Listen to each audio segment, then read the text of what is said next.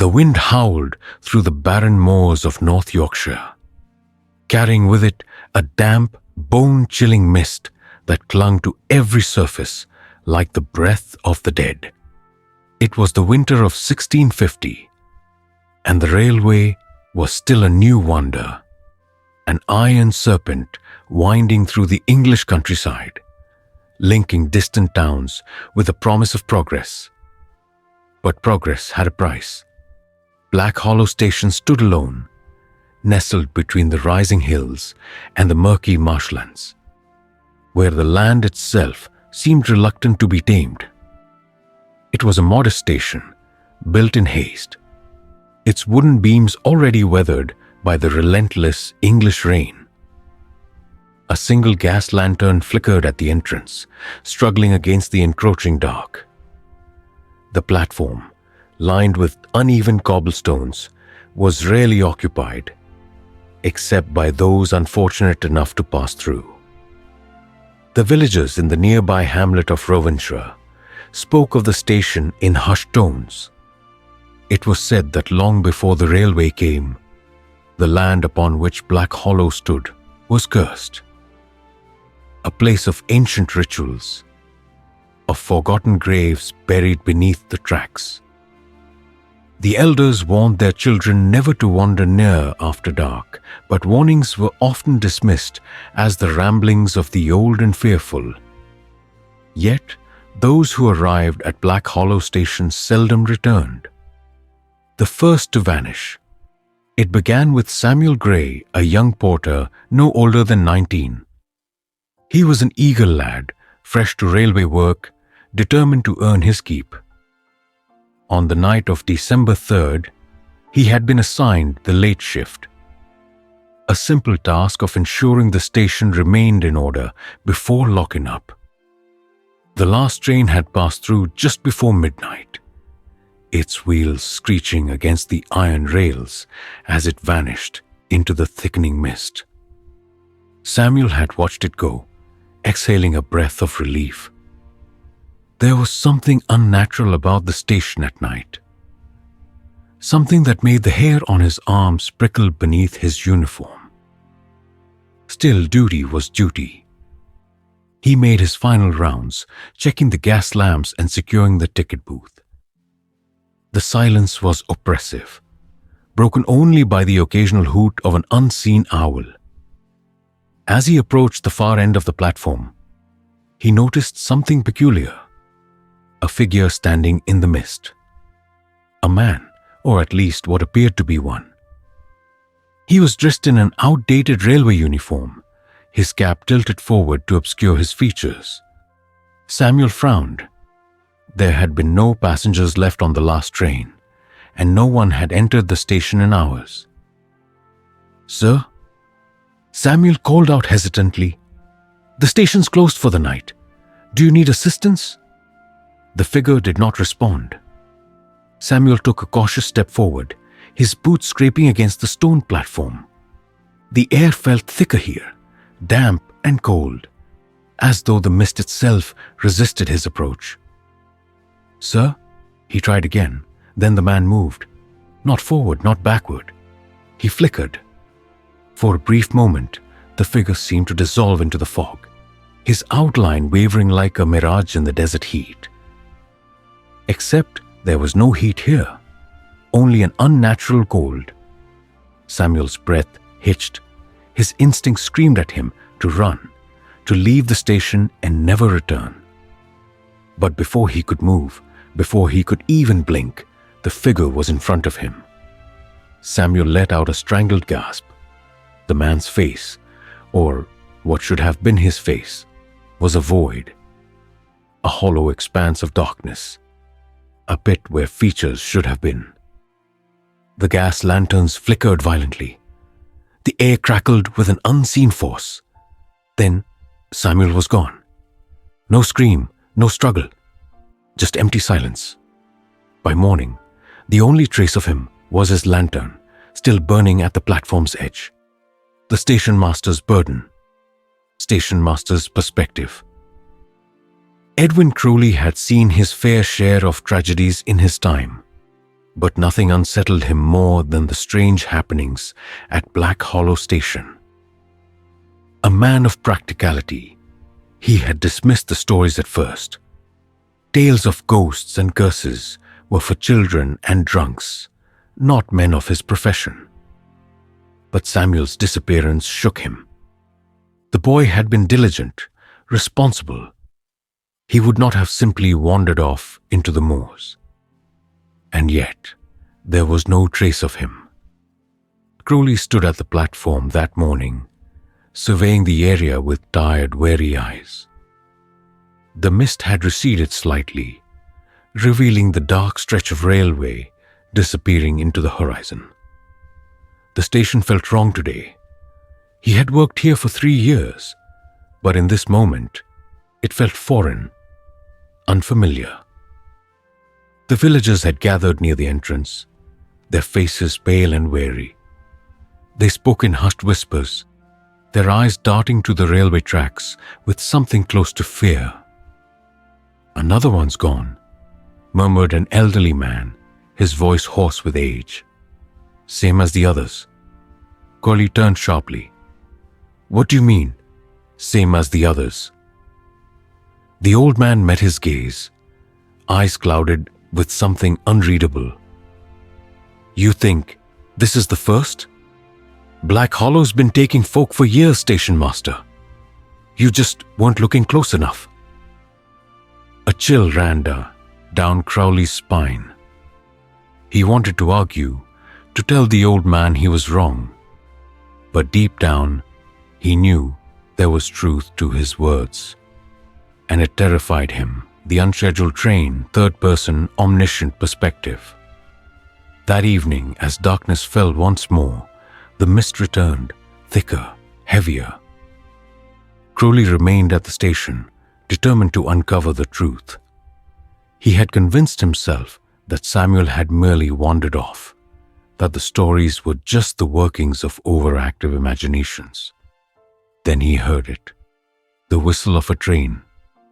His heart leaped. There were no scheduled trains passing through at this hour.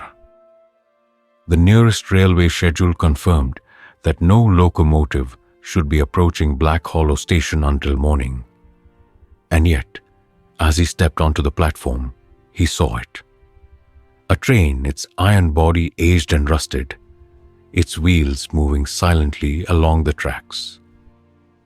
The fog parted as it approached, revealing its battered exterior. The windows were dark, the carriages empty. It did not slow. Crowley's breath came in ragged gasps as he stepped closer. His instinct screamed at him to run, to get as far from the platform as possible. But something held him there, something unseen, gripping him with invisible hands. The train passed, its final carriage disappearing into the mist. Crowley exhaled sharply. It was gone. He let out a nervous chuckle, rubbing a hand over his face. "I'm losing my bloody mind," he muttered. Then he heard it, the sound of footsteps on the platform. Slow, deliberate, coming from behind him. He turned sharply, expecting to see a passenger, perhaps a lost traveler. Instead, he saw Samuel Gray. The boy stood motionless, his railway uniform damp with mist. His expression was blank, his eyes dark and empty. "Samuel?" Crowley whispered. The boy's lips parted. "You shouldn't have stayed," Samuel said in a hollow voice. Then, the station lanterns flickered once more, and Crowley screamed. First-person survivor perspective. Edwin Crowley, station master. "I should have run. I should have turned away and never looked back. But when you see a dead boy standing before you, his skin pallid and his eyes hollow, you don't move. You don't think. You just exist in that moment of paralyzing fear." Samuel stood in the mist, his lips barely moving, his voice carrying through the thick, suffocating silence. "You shouldn't have stayed." The words cut through me like ice. "Samuel?" My own voice sounded foreign, thin, Trembling, the boy's head tilted slightly, like a puppet waiting for a command. A strand of wet hair clung to his forehead, and as the gas lanterns flickered, I saw something else. His uniform was wrong. The fabric was aged, discolored, and torn in places, as though he had been buried and left to rot. "I looked for you," I whispered, taking an unsteady step forward. "Where have you been?" Samuel blinked. Once, twice, then he was gone. No fading, no movement, just gone, as if the fog itself had swallowed him whole. The wind howled through the platform, and in the distance, I heard the unmistakable whistle of a train. The train that shouldn't exist. Third-person omniscient perspective. The sound of the approaching locomotive sent a ripple of unease through the station. There were no scheduled trains at this hour, and yet the distant glow of the engine's lamp burned through the mist, growing larger, brighter, unstoppable. The villagers who had lingered at the station saw it too. Some clutched at their crosses. Others turned and fled into the night, their voices swallowed by the thick fog. And then the train emerged. It was an abomination of iron and decay. Its body rusted and corroded, its wheels grinding against the tracks with a wretched metallic shriek. The number on its side had long since faded, and its windows were black, voids of nothingness. The train did not slow as it entered the station. It did not whistle again. It simply existed, cutting through reality itself. Then, without warning, it stopped. The passengers of the dead. First-person survivor perspective, Edwin Crowley. My legs felt like lead. Every instinct told me to run, to leave this cursed place and never look back. But I couldn't. The train doors creaked open. The sound was inhuman, like the bones of something ancient and wrong grinding together. A breath of foul air rushed out from the carriages, carrying the scent of damp earth and something far worse. Rot. Then they stepped out. At first, I thought they were men, passengers perhaps, lost souls disoriented by the night. But as they descended onto the platform, I realized the truth. They were not human.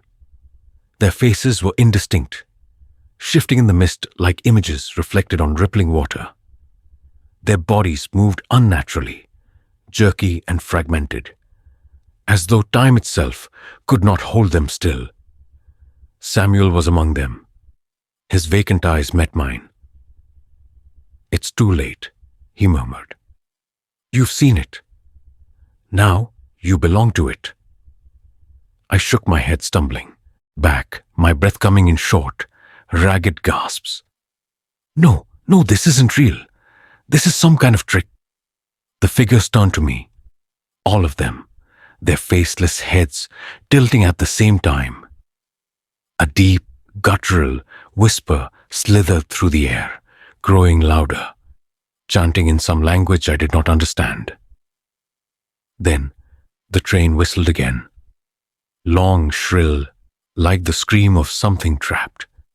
The doors yawned wider, and the passengers lunged. The curse of Black Hollow. Multiple character perspectives, villagers, investigators, final survivor.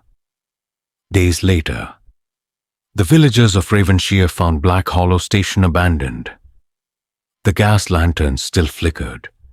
The platform was empty. The station master's office remained untouched, except for one thing. A journal. Edwin Crowley's final entries were scrawled hastily, the ink smudged as though his hands had trembled while writing. "The train is coming again. It will never stop. It takes what it wants and leaves nothing behind. There are no bodies because they are not dead. They are taken, consumed by something beyond this world. I hear them whispering in the fog. I see their shapes moving at the edges of my vision. They are waiting for me. Tonight, I board the train. There were no other records of him, no trace of his body. And Black Hollow Station, it was shut down. The railway officials refused to speak of it. The tracks were left to rust, overtaken by creeping vines and the passage of time. But sometimes, on nights when the fog rolls thick over the moors, travelers swear they hear it. The whistle. A train that no longer exists, arriving at a station long abandoned. And if you see it, if you hear the doors creak open, you must not look inside. For those who do, never come back.